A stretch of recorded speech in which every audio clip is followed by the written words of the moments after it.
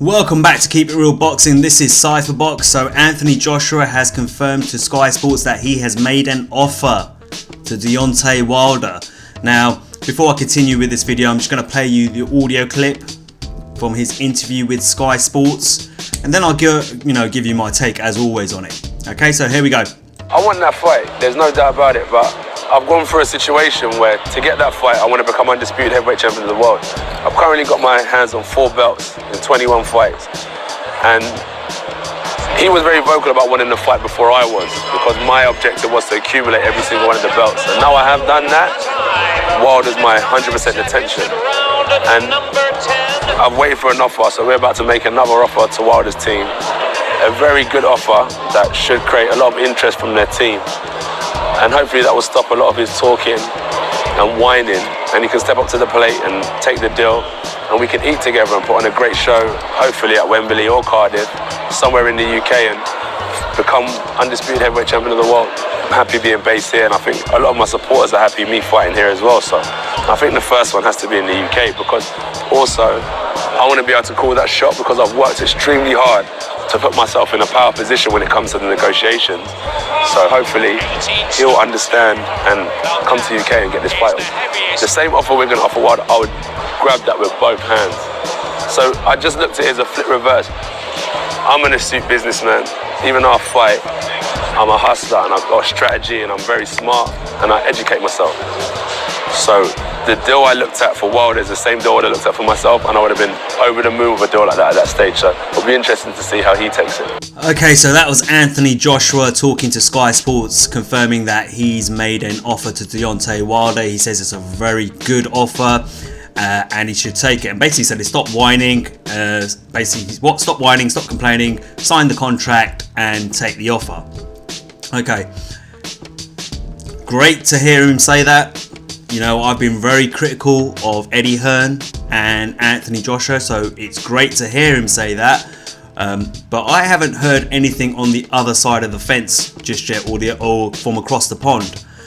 So again, you know, I still want to see some confirmation around it. I don't know what the offer is, unless I've missed something. There's an article out there where Deontay Wilder, or a video where Deontay Wilder and his team, or someone from his team, has said, confirmed that they've received an offer. You know, please link it in the comment section. I'd love to see that. But you know, I'm one of these. I'm a bit skeptical with this whole situation between Wilder and Joshua. So I kind of want to see it before I believe it. If it is true, then great. We're getting close to making this fight this year, hopefully next. I know Alexander Povetkin's been, the WBA have ordered AJ to negotiate with Povetkin, his mandatory challenger from the WBA. They're giving him a 30-day deadline, as they do. But you know what? You could pay him some step-aside money. You know, they've done it before. You know, you can do it again. You know, what's more important, a mandatory challenge or being undisputed champion of the world? Now, like I said, I've been very critical of Eddie Hearn and Anthony Joshua. But at the same time, I'm going to flip this a little bit. I'm actually going to flip it a few times. Now, Deontay Wilder's done a lot of talking. Deontay Wilder, you know, before... his last offer was 60-40. Before that, he was saying, you can make any offer to me. I'll take any offer you throw my way, providing in the rematch, because I'm that confident I would win, you have to take the same. Okay, so he's kind of put himself in a position, Deontay Wilder, where he kind of just needs to accept the offer. You know, because you've given it all that talk. If you're a man of your word, and he keeps saying he's a man of his word, then you kind of got to live up to that. And whatever the offer's being thrown to you, whatever they're putting to you, you kind of just need to sign the contract and make the fight. To be honest with you, once you say something like that, you know, you've got to do it. You've got to back it up. You know, it's not enough to just talk the talk. You've got to walk the walk. And if Deontay Wilder is one of those guys who walks the walk, then, you know, he needs to back up his words that he said, which was he would take any offer from AJ, any offer, even 90-10, providing AJ agrees to take it in the rematch. But there is a but, and I'm gonna flip it again. We have to think about this from a smart point of view, yeah. So I'm gonna put on my promoter hat. I'm gonna switch on my business brain. Now, we don't know whether Anthony Joshua has included that clause into the contract that what we offer Wilder in this fight, I'll take in the rematch if I was to lose to Wilder in that first fight. Now, from my point of view, if Anthony Joshua, let's say he has put that clause in the contract, we don't know what the offer is, no one knows what the offer is. All he's saying that he has sent it off to Wilder's team and it's up to them to take the contract, to take the offer. But let's say he has put that clause in the contract. Do you think Anthony Joshua, from a business point of view, from what he just said about being a smart businessman, being very astute when it comes to business, he's very smart, very intelligent, he's learned a lot, he continuously puts himself in a position where he learns about the business of boxing. Do you think Anthony Joshua would make that low of an offer to Deontay Wilder? I don't think he would. He would probably turn around and say to Eddie Hearn, listen, let's make it a 35% let's make it a 60-40 split, or a 65-35 split, or a 70-30 split to Wilder. Let's give him a nice percentage that we think he'll be happy with. Let's throw in the US TV viewership into that as well.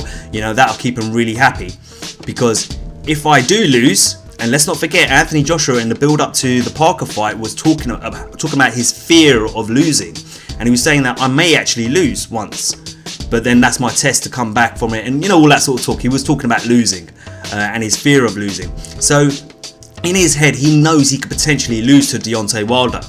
He sees Deontay Wilder as a serious threat, and he sees him as a danger. So if he was to lose and that clause was in the contract and he offered something really low like 90-10 or 80-20, he'd have to take that in a rematch. And let's not forget, in the rematch is where the bigger money's going to be. So in the first fight, there's going to be loads of money, of course. We know this is going to be a big fight in terms of money and all that sort of stuff, profits, etc. But in the rematch, there's going to be a rematch, which doesn't matter which one of these guys wins, loses, there is going to be a rematch. And Anthony Joshua, if he was to lose the first fight in the rematch, he doesn't want to put himself in a position where he's not financially benefiting from that rematch, which will probably have a lot more money involved in it than the first fight, if that makes sense. So I think he'd be pretty smart and give Deontay Wilder a respectable percentage of the purse. And maybe even throw something in like US TV viewership as well. But at the same time, he might be smart enough not to put that clause in the contract at all and just say, let's give him 30% or 35%, etc. And let's not negotiate the rematch just yet. Let's just say there will be a rematch clause, and we'll negotiate once the first fight is over. And then if AJ was to win the first fight, that puts him in a even more power position, where he could turn around and say, well, I offered you 30% last time, I beat you last time, so this time we're going to give you 20%. You see what I mean? He can profit financially from the rematch better than he did from the first fight if he was to win. So you got to look at it from a business point of view, and I like to think AJ is pretty smart in that area. I'm not going to knock him for that. He's clearly learnt well from Eddie Hearn. Eddie Hearn will also be involved with advising, etc., what they need to do, what kind of offer they need to put towards Wilder. I don't see Eddie Hearn turn around and say, well, yeah, let's offer him 90-10 in this fight, and then in the rematch, we'll say, if you lose, we'll take the same, because Eddie Hearn's in his head will also think, well, AJ could lose the fight, and if he does lose the fight, all we're going to walk away with is 10% in the rematch. So, and remember, Eddie Hearn's a promoter. Yeah, I don't care what all you guys think, he's great, and some of you guys hold him up on a pedestal, and I like Eddie Hearn. I think he's funny, he's a very good promoter, there's no doubt about it, even though I'm critical of him, and that's why I'm critical of him, because he is a good promoter. He plays all those those sneaky little promoter games that he does, but at the same time, I can't see Eddie Hearn as a businessman, who owns a promotional company, boxing promotional company, turn around and say, yeah, we'll take 10% in the rematch if we lose. Of course not, because he knows himself, Eddie Hearn, that in the rematch there's going to be even more money involved. The money's going to be bigger. So, I think they would give him a very respectable percentage in this fight, and put themselves, if they can win that first fight, put themselves in a power position for the rematch. But like I said, watch this space. For me, it's watch this space. You know, Eddie Hearn says a lot of things. AJ said a lot of things. You know, he mentioned that, you know, we're making another offer to Deontay Wilder. You never made a first offer in the first place, and I have proven that time and time again in my other videos. I'm not going to go over it again. If you want to see, you know, the proof and how I've broken it down, the evidence I provide, go watch my other videos on this subject. But I'm not going to go over it all again for you guys. Go back and watch my other videos. But again, proof's in the pudding, so we're just going to have to wait and see if Deontay Wilder comes back and say, yeah, an offer was made and I've accepted it or I've rejected it. And then we can go from there. But to be honest, I couldn't care less what each fighter makes. All I care about, because I'm tired of talking about the money side of it all, I suppose. All I care about is the fight's gonna happen. That's all I care about. I don't, as a boxing fan, I don't make any money off it. I don't profit off this fight. So what do I care what each fighter makes in terms of a purse and their percentages and the financials of it all? All I care about as a fight fan is I want to see a unified and undisputed champion at heavyweight, and I want to not just at heavyweight. I've said this before.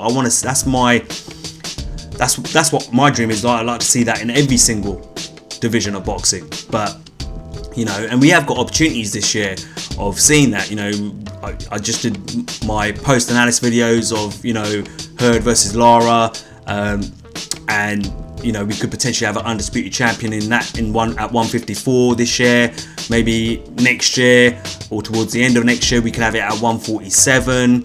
You know, potentially even at light heavyweight, super middleweight, you know, even at middleweight, you know, between Golovkin and Billy Joe Saunders. So, you know, we can have a lot of undisputed champions in the next year or two in boxing, and that's what I want to see. I don't care about pound, like a lot of people talk about this whole pound for pound list.